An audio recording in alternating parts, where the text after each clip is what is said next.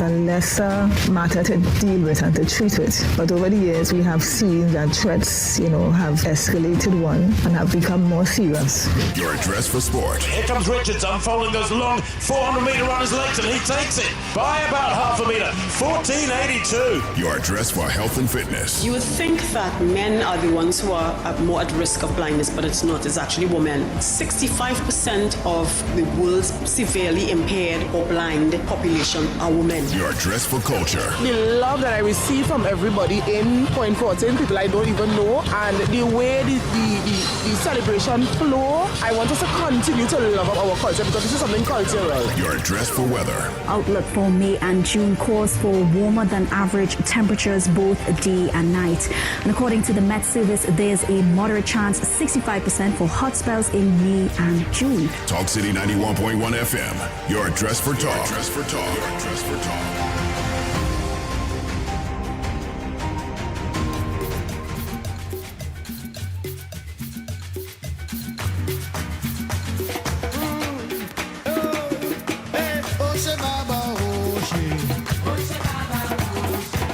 Thank you for the time.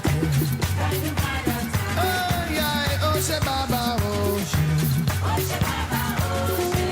Thank you for the time.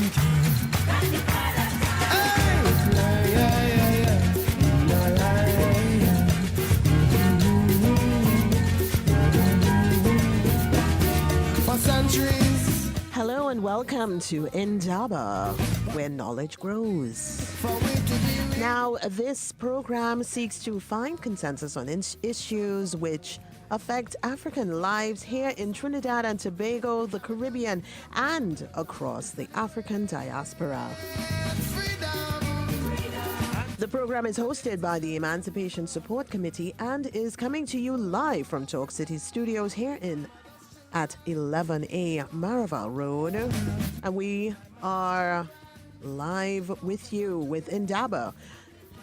To our listening audience, Indaba. We begin today's edition with the wonderful hosts of a special interview with Deontay Taylor and Tyrone Smith, Trinidad and Tobago scholars who have graduated at the top of Howard University's College of Engineering and Architecture. And I believe it is Shabaka Kambon that will be conducting this. So without further ado, let's go in and see what they are up to. The struggle that we encountered. Good night, friends. Hello and good evening. Good night to our Talk City listeners on 91.1. Yes, and of course, good night to those tuning in on Facebook, those tuning in on YouTube, that's the Emancipation Support Committee Facebook page. This, of course, is the voice of the people, the voice of the Emancipation Support Committee, the place where knowledge grows. I'm one of your hosts, Shabaka Kambon, and with me are my two co-hosts. Let them say a quick hello, Reverend Kwame Kamau and Dr. Claudius Fergus. Oh, happy to be here, absolutely. Greetings. All right. So Greetings. Tomorrow, gentlemen, is the 25th of May, and of course we know what that is. That's African Liberation Day. Some people call it, the continent has started calling it Africa Day, but those of us who come from that background in the struggle, it remains African Liberation Day. And of course, the 25th of May, African Liberation Day, is always the launch of emancipation. We'll hear more about that during the program. Tonight, we have two very special guests, two young men who have distinguished themselves at Howard University in the Engineering and Architecture College. That's Deontay Taylor and Brother Tyrone Smith. Let me bring them in one time. And while they're joining us, let me say that for those of you who've been following the discussions in the press around that the pundit who made those racial statements, you would know that I was attacked by Fatima Miraj. She referred to me as a anti-white racist. Well, you could see my reply in the Newsday 2 days ago. That's removing monuments to racists is not racism. So, those of you who want to hear my response to that crazy accusation, please have a look at that article. It's in the Newsday. Removing monuments to racists is not racism. Okay, welcome, Deontay and Tyrone. Welcome to Indaba. Hey, happy to be here. Thank you for Okay, having us. so first of all, let me find out which one of you got the highest GPA overall. So it's actually a tie. We both got the highest. You gotta be kidding me. They told me that, but I said that was impossible. Yeah. What were you guys doing? What was happening? Uh, well, we were friends, so we worked together a lot of time, a lot of late nights, things like that. So Yeah. maybe that has something to do with it. Definitely. What? So, what was the experience of graduating? I know it was about a week ago, right? Yeah. One where I remember my days when I was graduating, we came up, being so grateful for the fact that we were going across that stage with that gown on. We came up with all kinds of rituals. How did you guys accept? You just went up on stage, took it, any kind of special? For me, I just did the basic. I just went on stage, gave a little wave, and accepted my degree that they handed to us. But Deontay, he had to, he didn't Right. speak So for what he I did. didn't, I'm definitely, either I would say I'm an extremist, right? So ideally, in a perfect world, I wanted to go up there and backflip, but we weren't there yet. So That's you all know, right. the most I could do was I talked to the announcer. I said, I wanted something a little flashy. So she said, all the way from Trinidad and Tobago, made it really, really, really spicy. It was a casual walk though, but So they announced you like you were coming into a boxing match in the MGM Grand. Exactly. No, but I mean, after you worked so hard for such a long time, what was the length of time of the degree? It was 4 years, but we finished it in 3.5. Jeez and ages, boy. You guys are matter beasts. That's what we'd call you all in the UWI. Matter beasts. Well, guys, congratulations. So let's talk to our listeners now because people are going to be tuning in. They're going to know, they want to know something about your backstory. Two Trinidadians live here. They want to know what communities you all are from, what kind of challenges you all faced, and how you all were able to do this. So let's get right into it, guys. Take it away, Tyron. Okay, so I can start us off.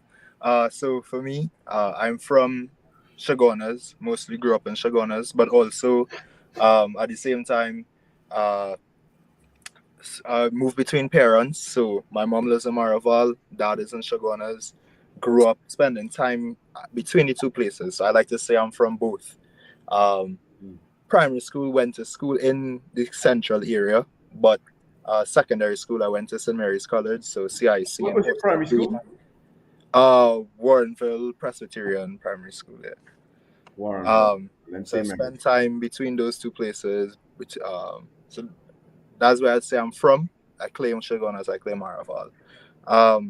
But also, in terms of my background and in challenges, I would say this is where I feel like Deontay and we have two different stories that we can show where people we both achieve these we both achieved this this great feat. Yeah. Yes. I both achieved this feat, but I think we come from two completely different backgrounds. So for me, despite my parents being separated, they've always worked together for the betterment of me, towards helping me achieve my goals. I'd also say financially, I don't think I had to. I was basically an only child for a number of years, and I don't think there was a lot of financial burden. In my background, I feel like I generally always had my needs provided and these things, so I was always able to focus on school. I was just able to work hard at it, and my challenges always came from actual academic challenges. How difficult was this course, things like that, rather than that was you were able to sidestep the other things that could distract you and just yes. focus on your academics. All right, excellent, Tyrone. Thanks for sharing that. Now, Deontay, already in what Tyrone has said, he's implying that you had extra challenges, and of course, when you think in terms of the hero narratives in a story, there's sort of a blueprint, and for you to become a hero, you have to face the fire. And so, Deontay, tell us a little bit about your backstory. All right, yeah. So grew up in Couva, went to exchange RC in Couva. Similar thing to Tyrone. Parents separated. What was Uh, his primary school called? Exchange RC? exchange RC, yeah. Never heard of it. Okay. Yeah, so similar background to Tyrone with the whole co-parenting issue. However, I did have two younger siblings at the time. And co-parenting was a bit difficult to navigate, like they weren't always see eye to eye. Sometimes I'd be by my mom, who was living in San Fernando at the time. Sometimes I'd be in Couva. Just navigating that was a bit difficult at times. Eventually, I guess I ended up going to Presidential College San Fernando, and that kind of kicked off like my journey to America and all that. But it was a bit difficult, getting there. I would say my mom wasn't working at the time, and my dad he used to work at a spot as like a plant in Couva, and he got to there was like first retrenchment and all that first, and then a little, I want to say like maybe a week after, a couple of days after, like the final announcements, he got into an accident which left him paralyzed. So that was a very big challenge for me, as he was the breadwinner at that point in time. So it's very difficult. I ended up working at the grocery for a number of years actually. So I worked at JT as a bagger, just trying to get by, making my little tips every now and again, but through with that, which will help me, go to school, less pay for my schooling, even my lessons and my extra classes I'd be taking. I helped with that as well. Eventually, I did well enough to receive a scholarship from the government, an open scholarship. But after talking to a lot of my friends and people who had similar scholarships, it wasn't the best option for me. As usually what would happen is that the government's payments would be late sometimes. So your family might have to like push that burden onto you and get reimbursed later. However, I did not have that, that advantage. Because if they told me, you're owing, let's say $10,000, I couldn't fit that bill until the government paid me back. So that kind of limited my options. So I already knew that was something, even if I got it, I wouldn't be able to take advantage of it. So looked for other methods of pursuing further education, stumbled upon the SATs in Form 6, did really well in it, and was able to receive a full ride to Howard actually. So that kind of covered my housing, my meals, and yeah, this basically. Let's look at some of the extraordinary scenarios here. Let's start off with this grocery job. Do you think anybody, would have imagined who you packed groceries for would imagine that you would be where you were today? I mean, what was he? I just remember that I went and they asked for your grades and they're like, look at his grades, and I was like, yeah, why are you working here? I said, well, let's see how much to work. Now, how did you manage to stay, to be such a high achiever under those circumstances? What was the secret? How did you pull that off?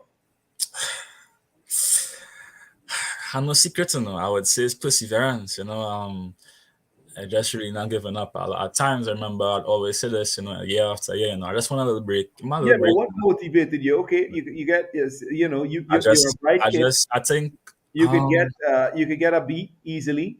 What motivated you to go and get A's? That's the question I'm asking. And how did you do it? I guess in terms of motivation, I was from my young age, I felt like I had like a lot of potential. And I would look at some of my peers and some like, how to say, they had similar circumstances as me, but I might have had like one extra thing that pushed me here.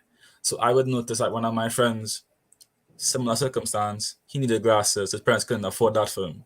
He's not a dumb person by any means, but he didn't have that opportunity. Whereas if I was in a situation, I would have been able to got, accommodated. Things like that kind of like, I kept seeing it over and over throughout my life. And I was like, I'm very grateful for the minor changes that I had that set me on this path. So I was like, I can't waste this opportunity given to me. Because I could have easily gone left or right, And there's these little things that just kept adding up over and over that kind of kept me pushing forward to say, you know what?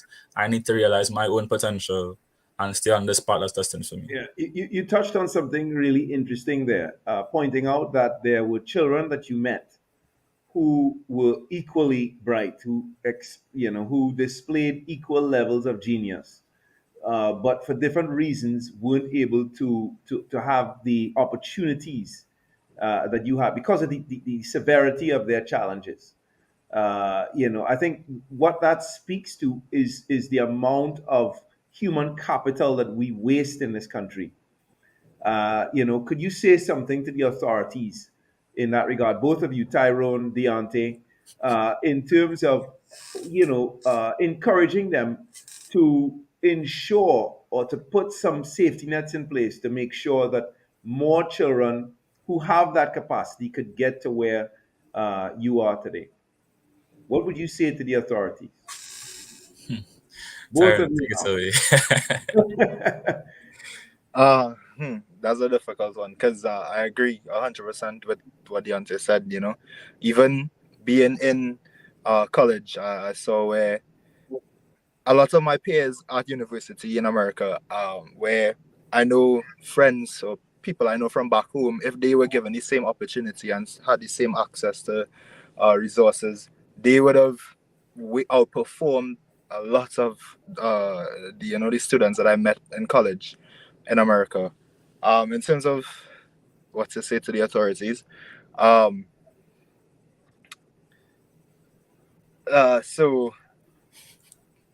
no, just difficult. Just trying to formulate, exactly what I I know want you to say. guys are computer science majors and not Yeah, so humanities. So this is not necessarily your area, but certainly I think I would say, okay, yeah, authority has a job and a responsibility, but as a society, we still need to do better and be like more helpful in certain areas.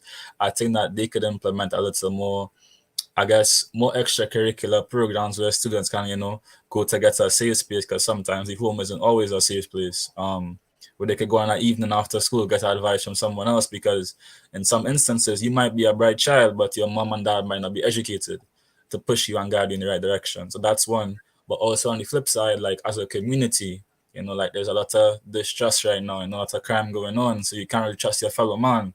If that was to change, the dynamic could be changed as well to help push the youth forward.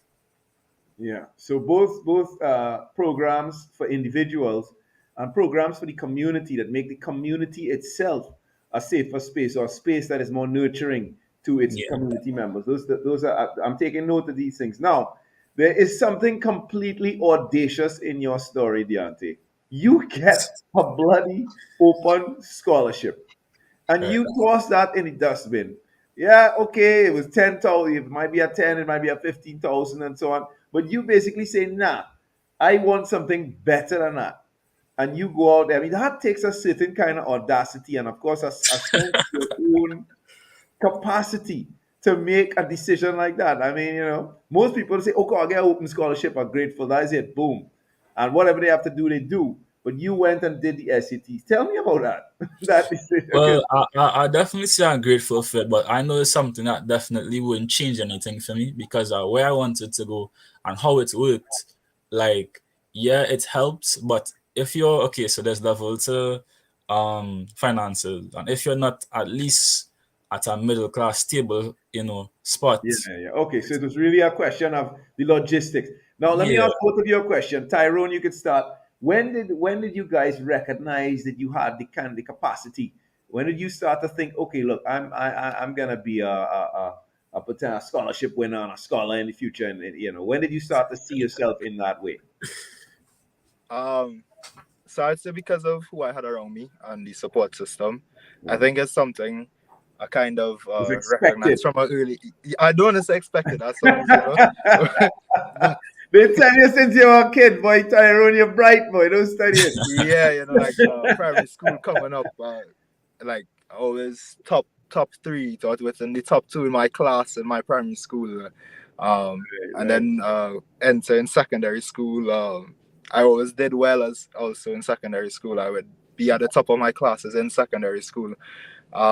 So it was something that I would say I kind of recognized early, but recognizing early and then also remaining disciplined and staying on that path is a whole other thing. So Of course. No, Tyrone, none of this takes anything away from your achievements, brother. That is congratulations all the way. Deontay, what about you? When did you recognize that you had some capacity in this area?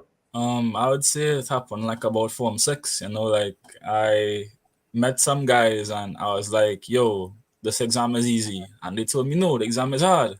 I said, but I think you're smarter than me. How the exam hard?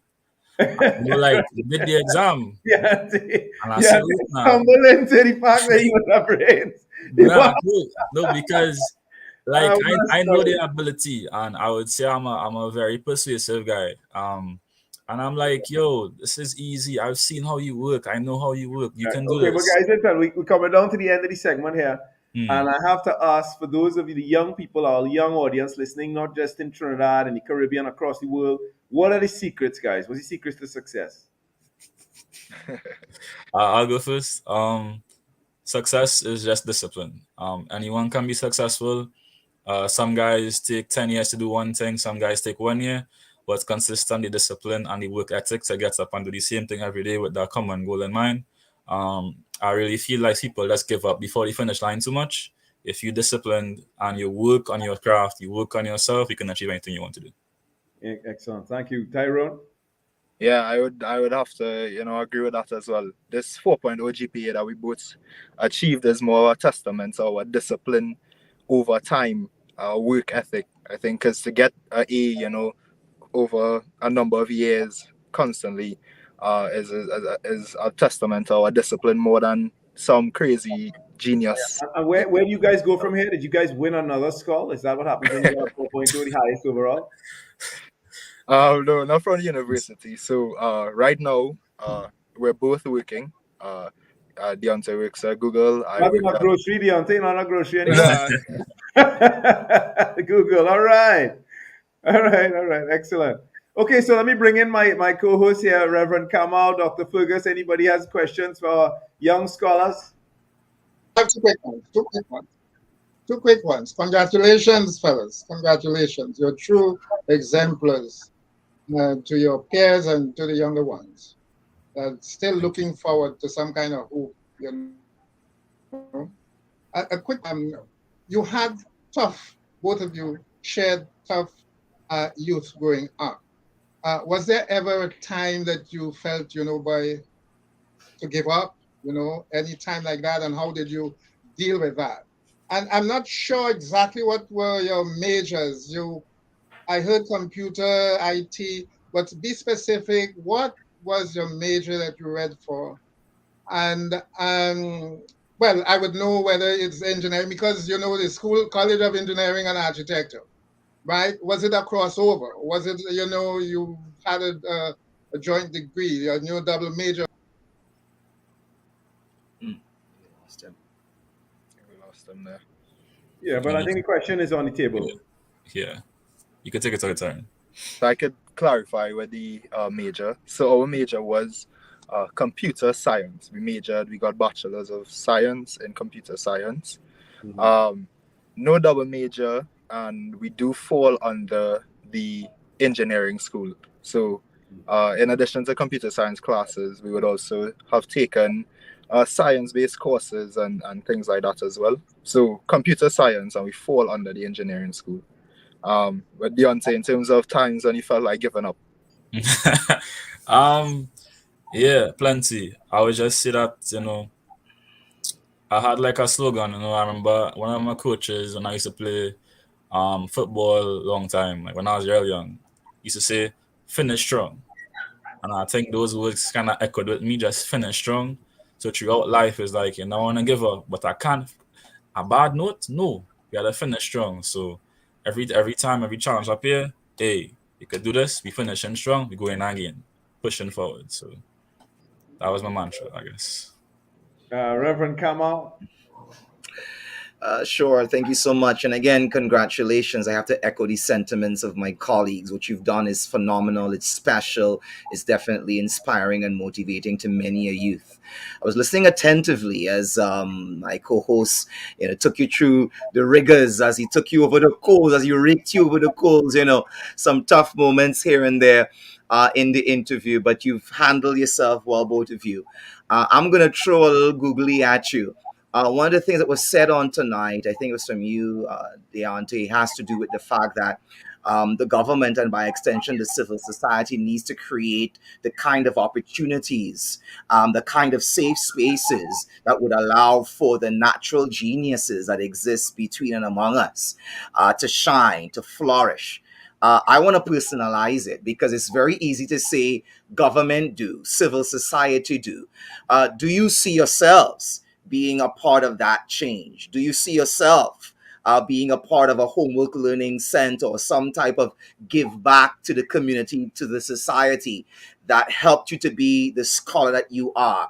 Are you willing to pay it forward with regards to that? Because at the end of the day, we can always challenge others, but are you willing to make a difference yourself to ensure that we have some computer science engineers in the future? What are you willing to do in that regard to All right. open the So door? in terms of mentorship, I've been mentoring since I've been about 12. I've been teaching since I've been about 12, 11 till now nonstop.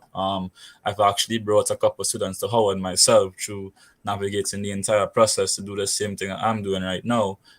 Even networking a lot of students to get jobs as well. So I'm already paying it forward. We have already been putting things in place.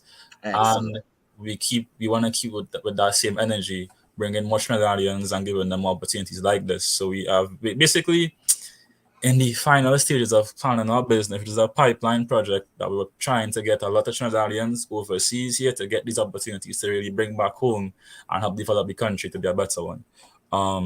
So far we have about let's say 4 students that actively did it. And we're hoping to expand more and more each year. Currently developing our website to make it a bigger platform, stuff like that as well. Oh, my follow up to that would simply be one, congratulations on that. And every step, every milestone along the way, please feel free to include your Indaba family in your journey. We would like to highlight those positive, progressive steps along the way for the both of you. So there's an open invitation on behalf of my co hosts. Please, whenever you're doing anything that can make a change, make the society a better place, we'd love to host you. Back to you, Shabaka. Thank you, Amit. You need to unmute there, my brother. Yeah, we would have lost our 91.1 audience for a minute. So we're now just with our colleagues online. I'm going to ask a last question tonight. When I visited North Carolina Central some years ago, I discovered there was a bit of a rift between the Trinidadians at this HBCU and some of the North Americans. Primarily around the question of the experience of race in North America. People in North Carolina Central, African Americans who had had that harsh experience of Jim Crow, their parents, that is, and so on, and still living in that space where of course we see the police killings of African Americans, the mass incarceration, etc., etc. What has your experience been of American racism, globally famous phenomenon, and how have you been able to integrate with your African American brothers and sisters at Howard? I guess I could go first. Yeah, so I always tell people, I've experienced more racism in Trinidad than I have in America, significantly so. No, you have to. We ain't gonna let you just go on that note there. Tell me more. It does not like growing up, like a couple of things you would hear, like especially in terms of like going to school and in the school, like you're like, see how long here, like when my hair not in plaits, it's an afro, for example, I look unkept and it needs to be taken care of, like in the comments you would hear, and then this regular, like even a couple of days ago, I was reading like under the articles that was written about us, people were calling us slaves and stuff like that in the article, and I was like, wow, that's like crazy, but that's the climate we live in. But I would say that, well, NCCU I think is an HBCU. I would say that HBCUs in general have a very close-knit community, so we do have a lot of African American friends. But outside of that, one thing I think it adds value to us is that the fact that we get to know more of our Caribbean diaspora, because before leaving Trinidad, I didn't know anyone from Jamaica, Barbados, the Virgin, and none of that. But over there, I know a bunch of Jamaicans now, a bunch of Bajans, Grenadians, everyone. So you're getting to know the Caribbean in another country and not here in the Caribbean. Exactly. That's another interesting point. Tyrone, your perspective on this? Yeah. During my time at Howard, I didn't experience any form of racism really out there. I'd say even in Trinidad, like I would echo Deontay's sentiments. More than me being subject to racist remarks in Trinidad, I've seen it with my friends. My hair would be longer than theirs, and in school they would always look at theirs and say it's unkept and things like that. But in America, there is still a difference in terms of what African Americans experience versus somewhat what we experience here in Trinidad. I think in terms of the racism, ours is systematic to an extent, but when you really get out there and hear their experiences, and for a lot of them, especially going to an HBCU, a lot of them before college, before going to a historically black university, they were in schools with predominantly white peers and things like that. And for a lot of them, they have never been around so many black people before coming to university. And so I'd say there's a fresh air for them. Yeah. Okay. So let me just share with you quickly that right now I'm in the possession of a letter written by a Form 5 student at Fatima. I'm not supposed to call the name of the school. By one of the prestige schools in Trinidad and Tobago, who who writes a very articulate, very eloquent piece on the hair issue, and of course that is an issue all across the country. And I think you're right, and I don't know how the residual coloniality in our society is a real problem. And part of our problem here in the Caribbean, I don't know if you'd agree with me, is that we don't acknowledge the structural and systemic racism in our society. We don't acknowledge the colonial legacy in our society. We even pretend that our colonialism was something benign rather than the true violence that it was. And I think those are the issues. And of course, those are things that we try to address here on Indaba. I know we don't have more time to deal with that tonight, but I want to thank you. I'm going to remember what you said, Deontay, that it was worse here in Trinidad than it is in the United States of America. That's the kind of, that kind of testimony is rich, and it speaks volumes for the work that we have to do here. So, gentlemen, congratulations. And as Reverend Kamal said, at each stage of the process, give us a shout, let us know what's happening. We'll be happy to host you here on Indaba to talk about how things are going. Okay, thank you. Thank you so much for having us. Take care. And now over to you, Dr. Fergus, in the Africa Report. Wait, before we go there, again, quickly, a quick note from the Emancipation Support Committee. Tomorrow is African Liberation Day, and of course, many different things are happening in relation to African Liberation Day across the country. I know that Brother David Mohammed and they have their thing coming up in the next couple of days. So those of you who can tune into that, find out what they're doing, what day it is, make sure you're there. But also, tomorrow is the launch of Emancipation. And you're going to want to join the Emancipation Support Committee. And I think we have a quick video to share here on Indaba. Let's see that video, and then we come back. We have the Africa Report.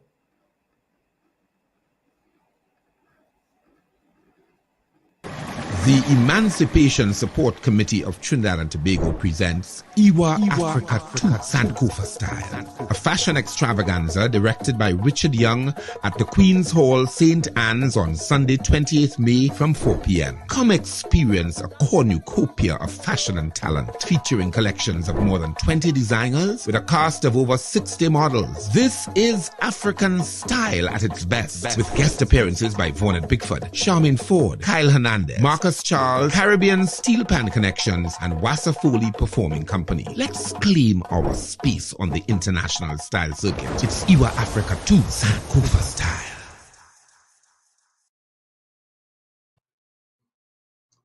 Yes, it's Happy Africa Day to our global Pan-African community. Shabaka, Happy Liberation Day to you. We will take a journey into the history of that name. So just listen. Let's journey over to the continent. Yes, okay.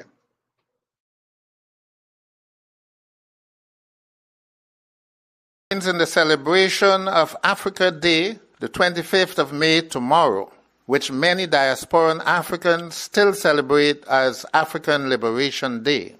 Africa Day is a celebration of Pan-Africanism and its heroes in the liberation of the African continent from colonial rule. Its brainchild was Kwame Nkrumah of Ghana. Its genesis was the first Congress of African Independent States, held in Accra, Ghana on the 15th of April 1958. At that Congress, nationalists from only 8 countries were in attendance. The day was to be remembered as African Freedom Day. Nkrumah's push for a United States of Africa led to the historic conference in Addis Ababa on the 25th of May 1963, which was attended by representatives of 30 African countries, who inaugurated the Organization of African Unity, the OAU. The commemoration of that day became African Liberation Day. Then on the 9th of July 2002, the OAU evolved into the African Union, with 54 independent states. That's more than 1/4 of the United Nations. The annual celebration of Pan-Africanism remained the 25th of May, but under a new name, Africa Day. Nkrumah consistently referred to decolonization as the African Revolution. There was one thing that he dreaded more than colonialism, and that was neocolonialism. In his very last book, written in exile in Guinea in 1971, he wrote, "Colonialist and neo-colonialist governments, racist settler regimes, and privileged groups in our society can be tolerated no longer. The neo-colonialist puppet governments are even more insufferable than the governments still under direct colonial rule." Fast forward from 1971 to 2022, 50 years later, and the problem of neocolonialism is still Africa's most formidable challenge. One of Africa's most forthright young Pan-Africanists, Julius Malema, leader of the Economic Freedom Fighters, the EFF of South Africa, addressed this issue on his country's Freedom Day rally last year. South Africa celebrates Freedom Day instead of Africa Day on the 27th of April, the date of the first post-apartheid national elections in 1994. Malema led a large contingent of his EFF warriors in a protest march to the French embassy in Pretoria. The mission was simple: to read publicly and hand over a memorandum of demands to the ambassador personally to be delivered to Paris. While waiting on the ambassador to come out, Malema hyped the protesters with a list of crimes perpetrated by France on the eve of conceding independence to former colonies. The French colonial governments destroyed everything they were unable to loot back to their country after independence. The French colonialists banned food, killed cows, and destroyed buildings and books. The protest was turning out to be a cat-and-mouse game, with the ambassador deliberately trying to frustrate the protesters or simply too coward to come out. Malema would have none of it. Because we are not going to read this memorandum without these imperialists and murderers come outside. And if they don't come outside, we are not going to live here until they come outside. So they must stop wasting our time. We are not here to play games here. We are not West Africa. and we're not going to allow that nonsense and not provoke us. So they must come outside and receive the memorandum. Otherwise, we're not going to live here. And by not living here, they will not live here. We're going to divide ourselves. Others will go and occupy the main road there. And others will occupy the gate of France embassy. So stop wasting time. After a long period of stalling, but realizing that Malema would not compromise, the ambassador eventually came out to meet him. Before handing him the document, Malema read it aloud for the world to hear. His demands included an end to neocolonialism, dismantling of military bases and withdrawal of all troops from the continent, and reparations for former colonies, including Haiti. We commend and appreciate the work of revolutionary anti-colonial forces that are beginning to undermine French colonialism, particularly in Mali, and call on all neo-colonized people under the so-called Francophone to reject France's colonial rulership and control. The economic freedom fighters, therefore, stands here in front of the embassy of the slave traders, the colonialists, the warmongers, and the imperialists to make the following demands. France must grant full independence to all African countries and allow them to determine their own currencies, monetary policies, and economic direction. France must stop all colonial taxes because it is the wealth of the African continent, the blood and sweat of Africans that build all infrastructure which African countries are forced to pay for many decades after the so-called independence. France must immediately remove all its military bases which is currently stationed in Africa. These include, but is not limited to, military bases, French soldiers, French aid through arms, and any presence of French influence in the armies or militia groups in Africa. France must desist from interfering in the economic affairs of African countries through monetary policy, and the use of their currency in West Africa must gradually decrease towards establishing currency system determined by Africans themselves. France must return all mineral and fiscal reserves held by the French treasury to African nations and any of their former colonies. France must pay reparations to all of its former colonies, particularly the architects of the greatest slave rebellion known to humanity, Haiti.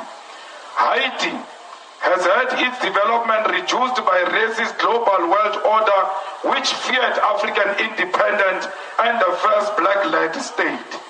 The removal of French as an official language in Africa in favor of continental reconstruction of African identity, away from imposition of white civilization standards and norms as a measure of humanity. France must stop its sponsorship of divisions that occur in Africa's continental multilateral institutions, particularly the Pan-African Parliament and the African Union. These demands are made to the government of France and sent to all colonial and neo-colonial forces in the African continent, including the United Kingdom, Portugal, Spain, Italy, Belgium, Germany, and the United States of America. All forms and manifestation of colonialism in the African continent must be dismantled. It is our obligation as a generation to work fearlessly to dismantle colonial and neo-colonial rule. The EFF will do everything in its power to destabilize all forms of colonialism in the African continent and will play an unapologetic and leading role in the dismantling of all remnants of colonialism and colonial rule in the African continent. We stand on the shoulders of great anti-colonialist Pan-Africanists such as Kwame Nkrumah, Sekou Toure, Emperor Haile Selassie, Ben Bella, Thomas Sankara, and many others. The EFF expects a response to all these demands within 14 working days. If there is no believable and practical response within the 14 days, we will, as the leadership of the EFF, outline a clear and practical program on how we will undermine and counter the French continued colonialism of the African continent. I thank you. Amandla! Amandla! Comrades, we are here to hand over this memorandum to the embassy of France, which must be taken directly to the government of France. We now call the representatives of the embassy to come and sign the memorandum and acknowledge receipt of the memorandum.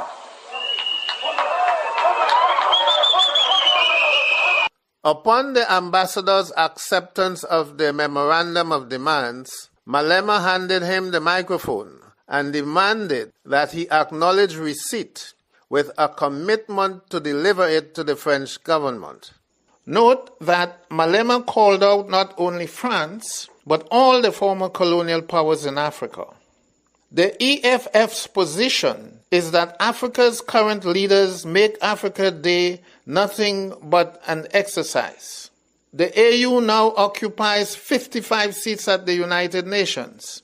Imagine if just a few of the AU's representatives to the UN had the courage and conviction of Julius Malema. Neocolonialism could become a thing of the past, and what a truly glorious celebration Africa Day would be.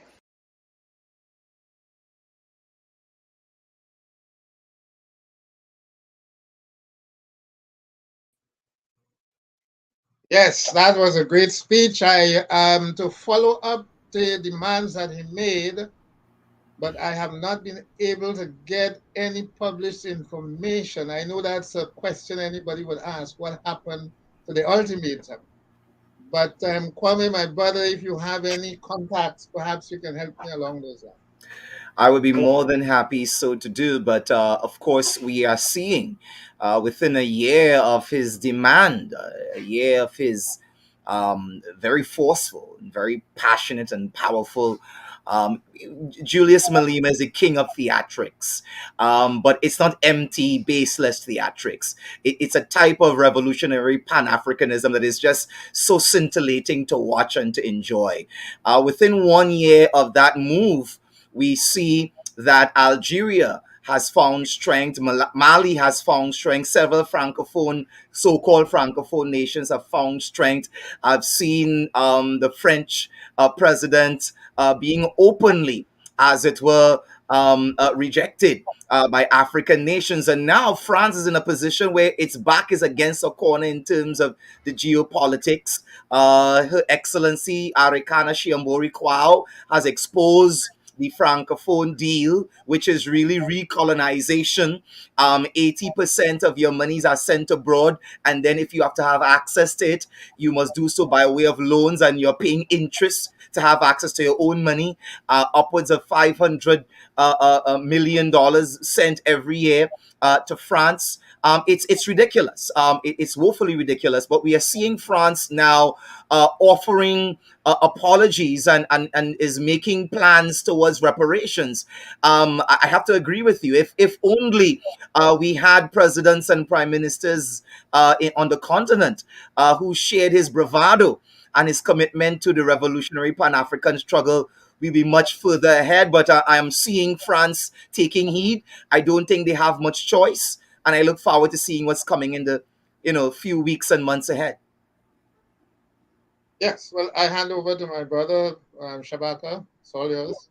But let me just say that, when I listened to Malema speak and I followed what happened on that African on Freedom Day, and it was as if, he called the ambassador outside saying, "I'm going to slap you, and you have to come outside and take a slap." And the guy had no choice but to go outside and collect his slap. So you're going to collect a slap, but you had to go outside and take it anyway. It's an incredible demonstration of power. And of course, over in recent times, France, as the truth of French colonialism and their post-colonial conduct has become more well known, they're being seen more and more as one of the worst colonial powers, among one of the worst among the colonial powers. So it's an interesting, certainly an interesting development where France is concerned. Um, Let me ask you a question, Dr. Fergus. That move from African Liberation Day, where the emphasis is on struggle against colonialism, to Africa Day, moving the liberation out of it and making it a kind of vacuous, celebration of whatever we are, as opposed to our struggle to become. Is that not in and of itself kind of a backward step? What's your view on that? No, you have to look at the context. When Ghana achieved independence, remember Kwame Nkrumah said that Ghana's independence would be meaningless until such time that the entire continent is liberated. So that struggle that you see that underpin the term African Liberation Day would have in terms of Nkrumah's vision, would have come to an end after South Africa was liberated, 1994, so that when the African Union came into being, all of Africa, minus one or two little enclaves that are still under foreign control, would have been liberated. And so the triumph of that would have given rise to the new name. Besides, it's something philosophical. Whenever you have a rebirth of something in Africa, there is need for a new name. There's need for a new name, a new stage in our life. There's need I for new. remember, I'm old enough to So remember Dr. it's like being reborn over and over. You need a new name every time. Yeah. Well, I'm old enough to recall when that name change was being done, and the protests of the elders, who had, been there during the struggle against apartheid, raised funds and done all kinds of things to support that struggle in South Africa, and to support, the great Pan Africanists who had done all they could to rescue the continent from colonialism, and to stand with the continent who had, who had backed that, diasporic continent connection. I remember the disappointment in that generation when that name was being changed, and the sense that that name change was not going to be good in the long run. So I just think that's Yeah, but important. Shabaka, if you understand why I selected this topic on neocolonialism, Mhm. it would speak to that disaffection, right? Because there were many who looked at political liberation as the end of the struggle, whereas Kwame Nkrumah knew from the very beginning that if you get independence, you have to deal with the issue of neocolonialism. It was Yes. one of the things he recognized upon becoming, leader of Africa in 1957. On Independence Day, he projected that the real struggle is against neocolonialism. And unless you understand that, right, you will not really come to terms with keeping the name African Liberation Day because the struggle is on. And that is the context of Malema's speech as well. I see him as, a true successor in spirit and everything to Kwame Nkrumah. Of course, if he gets into power, it might be something else. We I, know, right? yeah. We know. But as an opposition leader, you couldn't find anything better than that.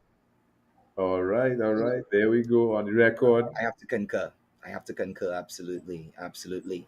And while we are still focusing, of course, on the unfinished liberation struggle, so to speak, the unfinished emancipation, we have an opportunity now to pivot into the final segment of tonight's program, where we get to talk about the Caribbean's historic opportunity, as it were, to engage what we call a Caribbean civil society preparatory meeting slash conference as we prepare ourselves for the second session of the Permanent Forum on People of African Descent. This took place yesterday, Tuesday, the 23rd of May 2023, starting at 12:30. There are a lot of 23s in there. I'm not sure if you follow numerology as I do, Dr. Fergus, but it is absolutely a powerful number.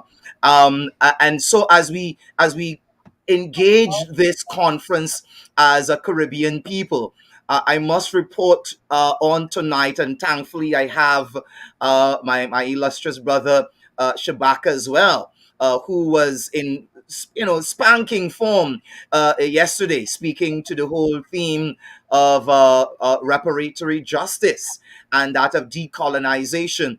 But this all began in 2022. As a member of the International Civil Society Working Group for the Education and Outreach Committee, as well as for the Communications Committee, I was afforded the opportunity, like many of my colleagues, to do United Nations side events that feature one or more thematic interests. However, the time frame within the first historic launch and meeting of the Permanent Forum didn't really allow for the kind of depth of conversation, as Rastafari would say. And so it was deferred. Well, in the launch of PFAD 1, we had our illustrious brother Shabaka Kambon there in person, creating and cementing powerful relationships at that forum, helping to push Pan Africanism and the Pan African agenda forward. Those cemented and created contacts with certainly in 6 months from that historic trip to Geneva would pay rich dividends coming into this Caribbean conference, where we looked at 4 thematic interests. One, that of the Caribbean, Afro-Caribbean, of course, community and data. Number 2, dealing with health in the Caribbean and access to health services. Is it equitable? Is it inequitable? Thirdly, again, as mentioned before, reparatory justice and that of decolonization. And last but not least, African or Pan Africanism, if I were to correct myself, in the Caribbean context. Favorably, we had 2 experts from the Permanent Forum on People of African Descent, in no lesser illustrious persons than Dr. Gail Curry, as well as her comrade in Pan African Arms, in Dr. June Suma. Brother Cambon, we made history on yesterday, the very first Caribbean preparatory meeting for a Permanent Forum on, of course, people of African descent. Speak to me about the highlights that stand out for you. Speak to me about your thoughts and your sentiments. Speak to me about the general experience. The floor is yours, my brother. Well, you're asking some big questions there, Kwame. And I'm getting a note here from headquarters that we have very short, just a couple minutes left. But certainly, I want to congratulate Sister Zakia Wadada. That event yesterday was her brainchild. You know, she was determined to have a meeting like that before the second preparatory conference. And of course, we're talking here about the United Nations Permanent Forum, the newly minted United Nations Permanent Forum on People of African Descent, something which would have been sort of the dream of the great Trinidadian Henry Sylvester Williams, to have a platform like that to address African issues, the struggles and challenges of African people at the global level. And so there's a lot of hope invested in what happens there. And all over the world, like we are here in the Caribbean, people are sort of coming together to collect their challenges, their struggles, and put them into policy form and share that with the Permanent Forum in the hope that something new will happen. Of course, the precedent has been set by the Permanent Forum for people for indigenous people. That forum had, in the 10 years that that forum was in operation, there've been many gains for indigenous people across the Americas, in particular, because that's the indigenous people that they're referring to here in that forum. And so there's a sense of optimism as we go into this process here in the Permanent Forum on people of African descent. First, just the fact that you know the struggle that we've been involved in different parts of the world, from the continent and across the diaspora, has been recognized at that level, because our struggle has always been the illegitimate child of human rights movement. Every other aspect of the human rights struggle has been is respected, is funded, is supported, but the struggle for racial justice, in particular for African people, has always been dismissed on the left, dismissed on the right, dismissed in the various international bodies. So I think there's a sense of this is a real important moment for us as a people. Of course, it comes at the tail end of the decade for people of African descent, and right now there's a global consensus that there needs to be another decade. And I know that's being discussed at the level of the Permanent Forum in the United Nations. So we're going to see what comes out of that. I think we're out of time, but the event yesterday was historic indeed, and it was to a large extent very well executed. Thank you for those comments. I'll leave the last word to Dr. Fergus. I know that with regards to forums, the likes of this, and by extension, the UN in general, you've been making the point. We are making all of the important points. In the area of data, we are saying it's insufficient. We are saying that there are a lot of gaps, insufficient funding, insufficient approaches. We have quantitative and no qualitative, or qualitative and no quantitative in terms of health. There's major disparities in terms of health. We've been putting forward these kinds of points in terms of reparatory justice and saying we need to move away from the state capture and the elite capture of the local reparations councils and committees. And of course, we're making the point in terms of Pan-Africanism that we need to be united now more than ever. You've been asking the rhetorical question, well, who's listening? Especially insofar as these forums are often captured themselves and are often, as it were, beholden to their sponsors and their financiers. You were not able to join us on yesterday, though we wished you could be with us. Your circumstance did not allow for you to be there in person. But as we look forward to more forums and more presentations, the likes of this, what for you would be a deliverable that you would like to see come out of this to show that it definitely has the kind of teeth, the kind of merit that we would need for it to have, to be certainly something that would not only capture your imagination and optimism, but to prove that it's really standing up to its mandate, that we are not just throwing money to the wind and that we are not just talking into the wind. What deliverable or deliverables in our closing period would you want to see coming out of this process?